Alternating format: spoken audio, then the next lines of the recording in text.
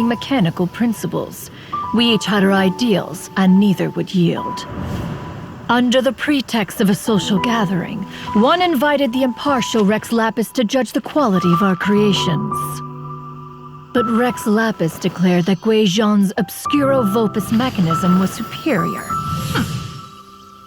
Though one was too proud to acknowledge it, in one's heart, one knew that Guizhong was indeed the superior talent in the mechanical arts. As for the story between Guizhong and Streetward Rambler, that begins with a certain bell. In Guizhong's opinion, while mechanisms were no substitute for human composers, they were yet capable of producing simple but fine melodies. But Streetward Rambler believed music to be an expression of the soul, an emotional enterprise that could never hope to be replicated by machinery. They argued endlessly, until one asked Rex Lapis to intercede. He confiscated the bell and designated it for ceremonial use.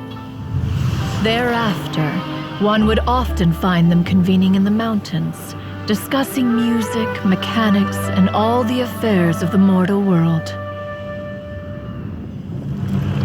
But these good times were not to last. War broke out between the gods, and soon engulfed the Guili Plains. Guizhong was overpowered by the enemy, and fell in battle. When Streetward Rambler and I arrived at the scene at long last, all that remained among the ruins was her lifeless body. After this, at Streetward Rambler's request, Rex Lapis granted her the cleansing bell for safekeeping. To honor our friend's memory, one made a few finishing touches to her ballistic device. Many lantern rites have passed since then. Many greetings and goodbyes. Upon what do you gaze? The Guili Plains? No. It's everything.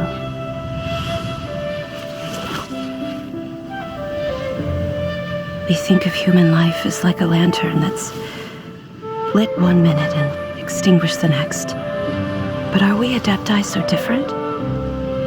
Perhaps as dust settles after a storm, we too must one day return to the world below.